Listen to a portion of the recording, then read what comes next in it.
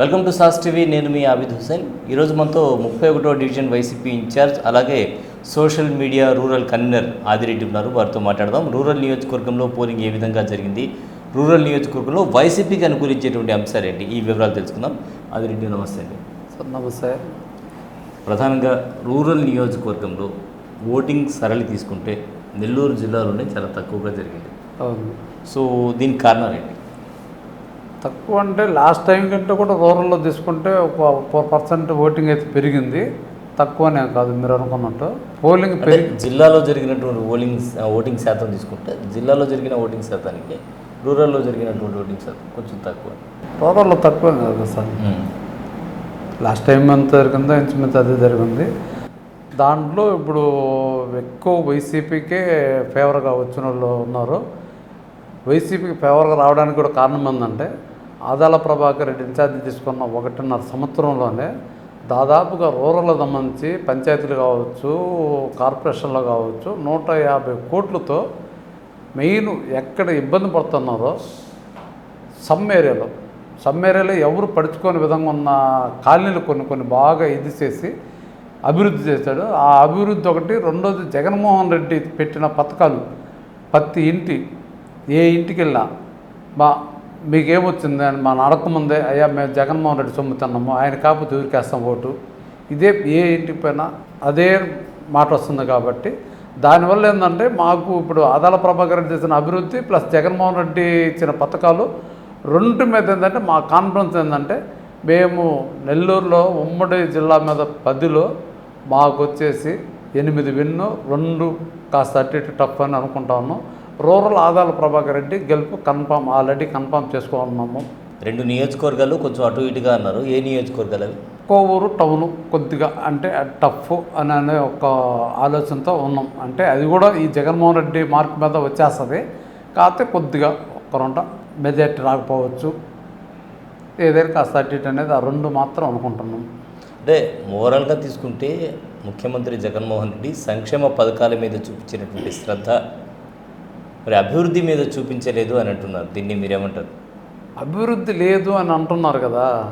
చంద్రబాబు నాయుడు 2014 నుంచి 2019 దాకా ముఖ్యమంత్రిగా చేస్తున్నాడు కదా. మనకి మెడికల్ కాలేజీలు ఎన్ని తెచ్చాడు? ఇప్పుడు జగన్మోహన్ రెడ్డి ఎన్ని తెచ్చాడు? 5 మెడికల్ కాలేజీలు తెచ్చున్నాడు.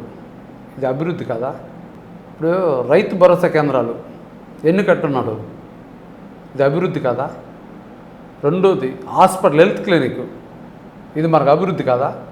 ఇవన్నీ అభివృద్ధి అనేది వాళ్ళు చేయకుండా గ్రాఫిక్స్లో వాళ్ళు వచ్చి అభివృద్ధి చేస్తే మనం చూపించుకుంటున్నారు. మనం అభివృద్ధి చేసుకోవడం ఏంటంటే జగన్మోహన్ రెడ్డి నాకు ప్రజలకు మేలు జరిగితే చాలు, నేను పబ్లిసిటీ డబ్బా కొట్టుకోవాల్సిన అవసరం లేదని చెప్పి జగన్మోహన్ రెడ్డి అంత కాన్ఫిడెన్స్తో మనము ఇది చేయబడలేదని అయితే ఉన్నాడు. అంటే ప్రధానంగా రోడ్లు తీసుకుంటే రోడ్లు చాలా అస్తవ్యస్తంగా ఉన్నాయి, గతుకులతో ఉన్నాయి. ప్రధానంగా రూరల్ నియోజకవర్గంలో ఎమ్మెల్యే మేకపాటి గౌతమ్ రెడ్డి విగ్రహం ఉండేటువంటి ప్రాంతంలోనే గతుకులతో కూడిన రోడ్లు ఉన్నాయి. నిత్యం అటువైపు రాజకీయ నాయకులు రాకపోకలు సాగిస్తున్నా కూడా కనీసం పట్టించుకునే నాదు లేదు. ఇక్కడ ప్రమాదాలు కూడా జరుగుతున్నాయి అంటున్నారు. దీని మీద మీరేమంటారు? దాన్ని ఆల్రెడీ రోడ్డు ఎక్స్టెన్షన్కి ప్లాన్ చేస్తున్నారు. దీంట్లో మన సీతారామన్న పోకముందు కూడా ఆయనే కదా అప్పుడు మొత్తము ఎన్నో కోట్లు శాంక్షన్ చేశాను అది ఇది అన్నాడు. అది ఎందుకు అయిపోయింది అనేది అప్పుడు ఆయన తెలియాలా. తర్వాత వచ్చినాక ఆదాల ప్రభాకర్ రెడ్డి వచ్చినాక అంత టైం లేదు. రెండోది ఏంటంటే ఈ గ్రామీణ ప్రాంతాల ముందు ఇది చేసుకున్న దాన్ని ఎక్స్టెన్షన్ చేసుకొని నెక్స్ట్ డెవలప్మెంట్ చేసేదానికి ఫ్యూచర్ ప్లాన్ 4 లైన్ చేసి సెంట్రల్ లైటింగ్ చేపిస్తామని చెప్పి మన ఆదాలను కూడా చెప్పడం జరుగుతూ వచ్చింది. అంటే మీరన్నట్టు రూరల్ నియోజకవర్గంలో ప్రధానంగా తీసుకుంటే ఎక్కువగా బిల్లులు పెట్టింది, అభివృద్ధి పనుల కోసం బిల్లులు పెట్టింది రూరల్ ఎమ్మెల్యే కోటమిరెడ్డి శ్రీధర్ రెడ్డి అంటున్నారు.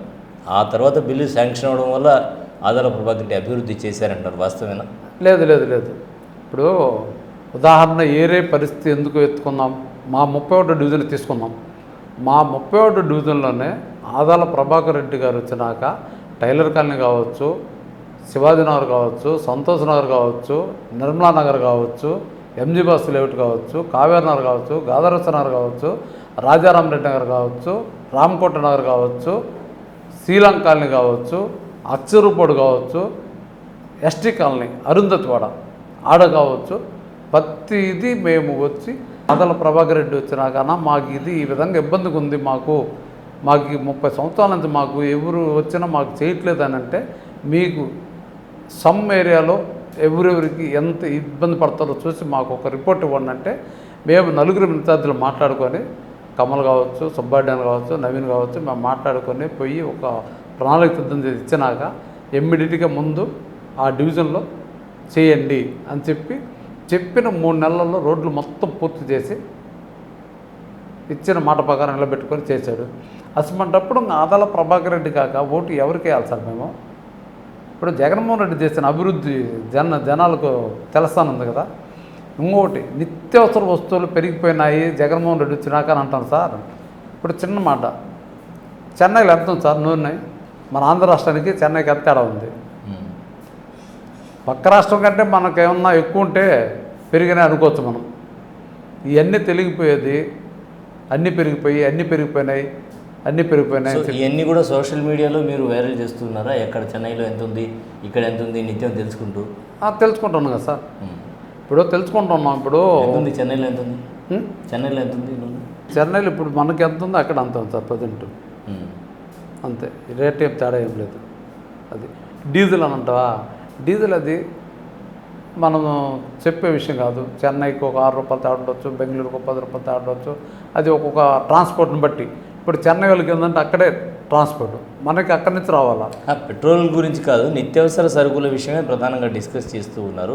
అలాగే నాడు నేడు అని చెప్పి స్కూల్స్ డెవలప్ చేసామని చెప్తూ ఉంటే ఇంగ్లీష్ మీడియం విద్య మీద మాత్రం కొంత ఆరోపణలు అయితే ఉన్నాయి. ప్రధానంగా ఇంగ్లీష్ మీడియం తీసుకొచ్చారు, కానీ దానికి సంబంధించిన స్పెషల్ ట్రైనింగ్ ఇచ్చి టీచర్స్ని పెట్టుంటే బాగుండేది, అటువంటిది ఏది చేయలేదు అనేది టీడీపీ నుంచి ఆరోపణ.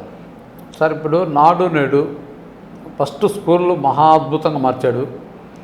ఈరోజు పిల్లకాయలు ఇంట్లో కంటే మాకు స్కూల్లో బాగుంటుంది, ఆ వాతావరణం బాగుంటుంది, ఆ టాయిలెట్ బాగున్నా మాకు అంత పరిశుభ్రత బాగుంది, భోజనం బాగుంటుంది ఇంట్లో కంటే అని అంటున్నారు. ఇంగ్లీష్ మీడియంలో వీళ్ళు తప్పుదో పట్టిస్తున్నారు. కానీ ఇప్పుడు ఇంగ్లీష్ మీడియం స్టార్ట్ చేశారు సార్. ఇప్పుడు ఎల్కేజీ నుంచి చెప్పుకుంటూ వస్తే ఇంగ్లీష్ బాగా ఇదవుతారు. కానీ ఇప్పుడు 5వ తరగతి వాళ్ళకి ఇంగ్లీష్ మీడియం పెట్టి ఇప్పుడు చెప్పమంటే వాళ్ళకి ఎంతవరకు వస్తుంది చెప్పండి? ఇప్పుడు ప్లే క్లాస్ నుంచి స్టార్ట్ చేసుకుంటూ వస్తున్నారు. ప్లే క్లాస్ ప్రతి స్కూల్లో ఇప్పుడు ఇంగ్లీష్ మీడియం అనేది ఆల్రెడీ స్టార్ట్ అయిపోయింది, స్టార్ట్ చేస్తున్నారు కూడా.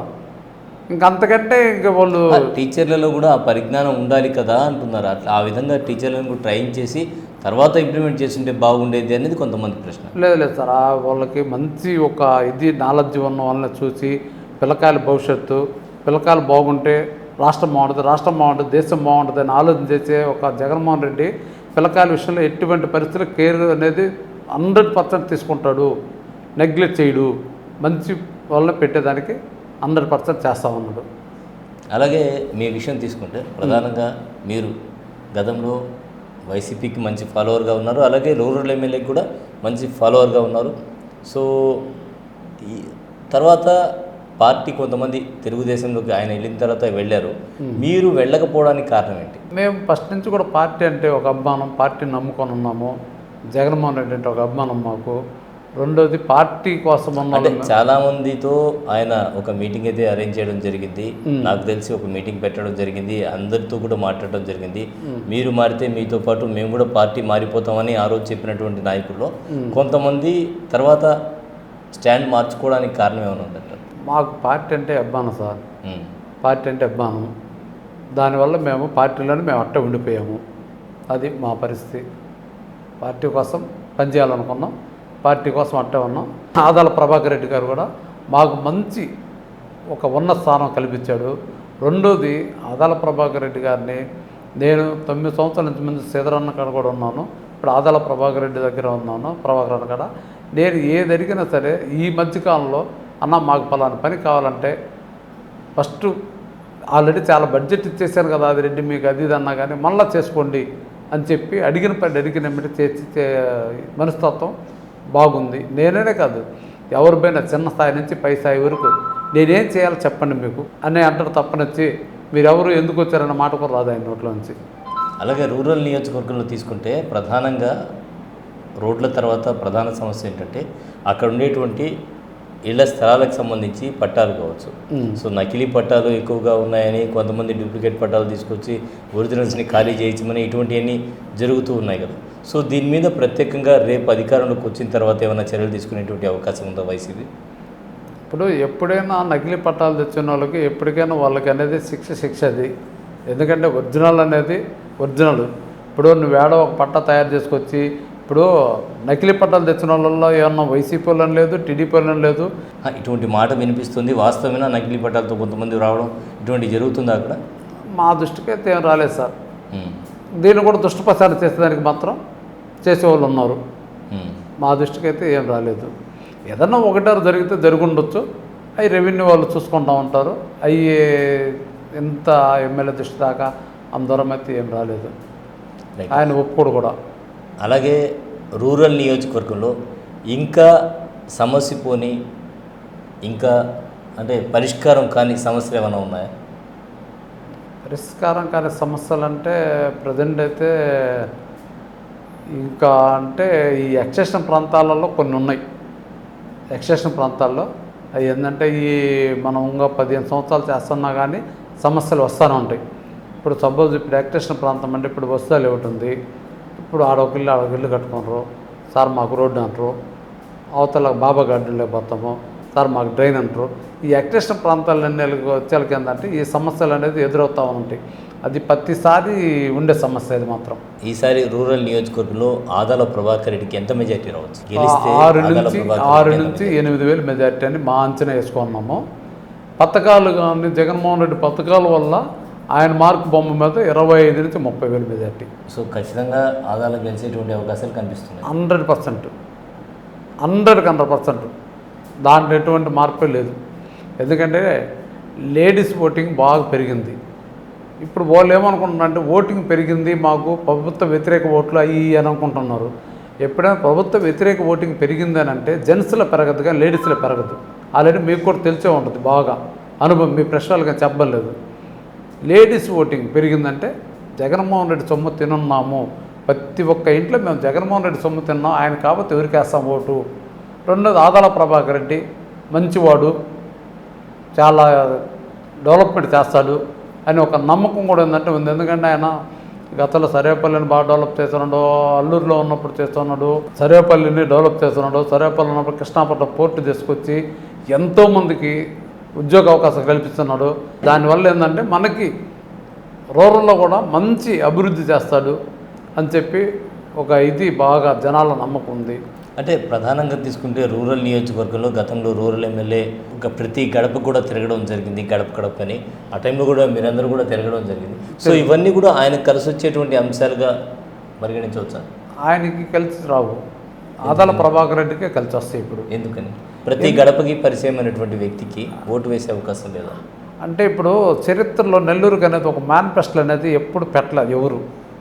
ఒక మేనిఫెస్టో అనేది విజయసాయిరెడ్డితో మాట్లాడుకొని ఎంపీగా నిలబడిన మన విజయసాయిరెడ్డి గారు ఒక నెల్లూరుకు ఒక మేనిఫెస్టో అనేది సపరేట్ మేనిఫెస్టో తయారు చేశారు.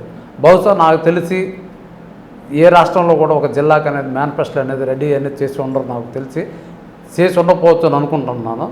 ఆ మేనిఫెస్టో వల్ల ఏంటంటే రూరల్కి సంబంధించి మట్టెంపాడు కాడ ఇంటర్నేషనల్ స్టేడియం మన రూరల్కి సంబంధించే వస్తుంది. అది పోతే ఔటర్ రింగ్ రోడ్డు రూరల్కి సంబంధించే వస్తుంది. పోతే హర్నాపురం కాడ ఈ ట్రాఫిక్ లైన్ క్లియర్కి దానికి పరిష్కారం చూపిస్తాను. ఈ 3 కూడా రూరల్కి సంబంధించే కాబట్టి ప్రతి ఒక్కరి జనాలకు కూడా ఏంటంటే మనకి ఆదాలన్న గెలిస్తే, విజయసాయిరెడ్డి ఎంపీగా గెలిస్తే మనకి స్టేడియం తొందరగా అయిపోద్ది, మనకు ఔటర్ రింగ్ రోడ్డు వస్తుంది, మనకు ఇంకా డెవలప్మెంట్ అవుద్ది, నెల్లూరుకి జాబులు అవకాశాలు వస్తాయి అని చెప్పి ఇది మైండ్లోకి బాగా వెళ్ళిపోయింది రూరల్ ప్రజలకు బాగా. దానివల్ల ఏంటంటే ఆ గడప కంటే కూడా ఇది బాగా మైండ్లోకి వెళ్ళిపోయింది. ఎవరు మనకి ఇంటర్నేషనల్ స్టేడియం వస్తుంది, మన వాళ్ళు గెలిస్తే మన వాళ్ళు గెలిపించుకోవాలన్న ఒక కసి ఏర్పడింది జనాల్లో. రైట్. సో చివరిగా రూరల్ నియోజకవర్గంలో ఖచ్చితంగా ఆదాల ప్రభాకర్ రెడ్డి గెలిచేటువంటి అవకాశాలు ఎక్కువ ఉన్నాయి. 100%. రైట్ ఆదిరెడ్డి గారు, ఇది ఇవాటి ప్రత్యేక ఇంటర్వ్యూ. మరో ఇంటర్వ్యూలో మళ్ళీ కలుద్దాం. అంతవరకు సెలవు, నమస్కారం.